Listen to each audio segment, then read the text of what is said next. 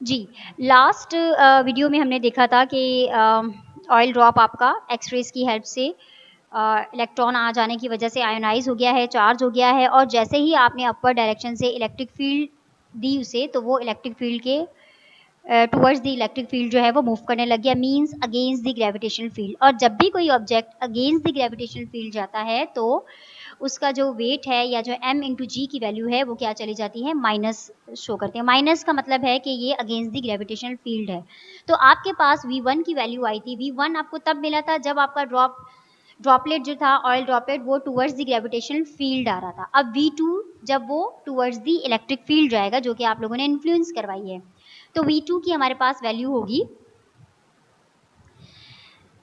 E into small ई। जो capital E है वो इलेक्ट्रिक फील्ड को शो करता है, small E charge on electron.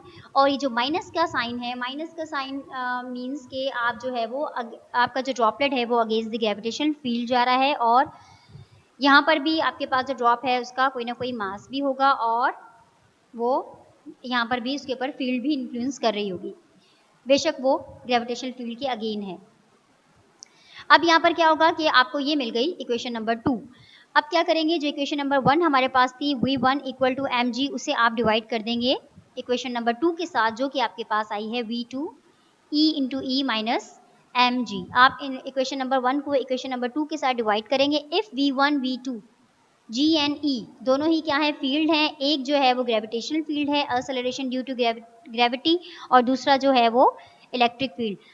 Known or known, अगर हमें इन दोनों फील्ड्स की वैल्यू का पता हो, ये हमें नोन हो, mass of an electron can be determined by varying the electric field in such a way that the droplet is suspended in the chamber. Hence E means charge on an electron can be calculated, which is 1.6022 10 to power minus 19 coulombs। कि अभी आपको जो है वो equation दे दी गई है।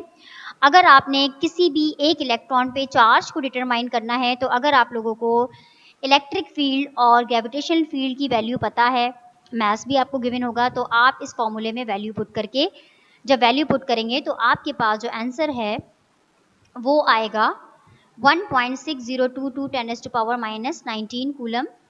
ठीक है, जो कि एक इलेक्ट्रॉन के ऊपर चार्ज की वैल्यू होती है। तो हमारे पास जो था कि चार्ज टू मास रेशियो आप लोगों ने कैलकुलेट करना, उसके लिए आप लोगों ने देखा जे थॉम्सन इफेक्ट, और एक इलेक्ट्रॉन पे चार्ज कितना चार्ज होता है उसके लिए आपके पास फॉर्मूला आया है, जो कि है V1 divided by V2 mg divided by E charge electric field into charge on electron minus mg। ठीक है, ये आपके पास आ गया। इसके बाद है determination of mass of an electron. एक इलेक्ट्रॉन का मास कितना होता है, जो कि आप लोग अभी स्टडी करते हैं 9.1095 10 to power minus 31 kg, जो कि एक इलेक्ट्रॉन मास इतना मास रखता है। ठीक है, अब यहाँ से आप लोग फॉर्मूला खुद भी बना सकते हैं, जैसे कि हमें जो चीज़ें मालूम है determination of mass of an electron के लिए। We know that E by m charge to mass ratio is equal to 1.7588 10 to power 11 coulombs per kilogram, जो कि हमने स्टडी किया था जे थॉम्सन इफेक्ट में। और E means charge on an electron, एक सिंगल इलेक्ट्रॉन पे कितना चार्ज होता है, 1.6022 10 to power minus 19 coulomb.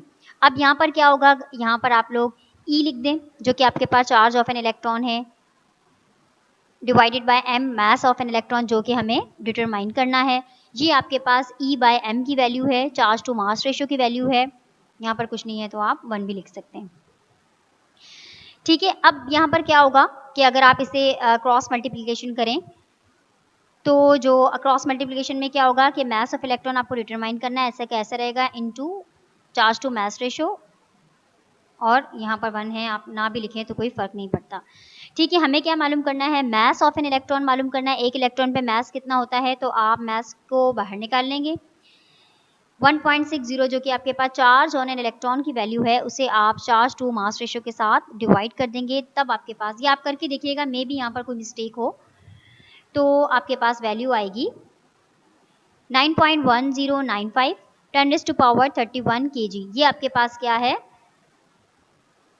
Mass of a single electron, एक सिंगल इलेक्ट्रॉन का मास कितना होता है 9.1095 10⁻³ किलोग्राम मास होता है। और एक सिंगल इलेक्ट्रॉन पे चार्ज कितना होता है वो हमने स्टडी किया था 1.6022 10⁻⁻19 कूलम्स। कैसे कैलकुलेट करते हैं आपके पास यहाँ पर उसके लिए फॉर्मूला भी गिवन है। और चार्ज टू मास रेशियो कितना होता है जो कि जे थॉमसन ने बताया था, वो होता है 1.75 10⁻11 कूलम्स। ठीक है, तो ये आपके पास वैल्यूज हैं जो कि आप लोगों को डिटरमाइन करनी होती है और ये एग्जाम में भी आपके पास आ जाता है। अब आपको यहीं पर ही नीचे एग्जाम्पल 2.1 दी गई है, उसमें आपको कहा गया है कि how much heavier is the hydrogen atom as compare to an electron, क्योंकि हम लोग कहते हैं कि हाइड्रोजन बहुत लाइटर सी गैस है। तो यहाँ पर आपसे पूछा गया है कि आप लोगों ने कंपेयर करना है कि हाइड्रोजन एटम जो है वो कितना हैवियर है देन एन इलेक्ट्रॉन। तो हमें पता है कि मास ऑफ हाइड्रोजन एटम आपके पास एक फिक्स वैल्यू है जो कि है 1.67 10⁻⁻27 किलोग्राम एक हाइड्रोजन एटम का मास होता है। और मास ऑफ इलेक्ट्रॉन भी हमने अभी कैलकुलेट किया 9.11 10⁻⁻31 किलोग्राम। आप इन दोनों के मासेस को जब कंपेयर करवाएंगे तब आपके पास वैल्यू आएगी 1833। आप इसे सॉल्व करके देखिएगा, अगर आपके पास ये वैल्यू नहीं आती then you will contact with me, तो फिर मैं आपको ये सॉल्व करके बताऊंगी। यहाँ से क्या प्रूव होता है कि hydrogen atom is 1833 times heavier than an electron. ठीक है, तो ये हमारा लेक्चर था। अब जो हम लोग अपना नेक्स्ट टॉपिक स्टडी करेंगे वो होगा पॉजिटिव रेज और canal raises. Thank you so much.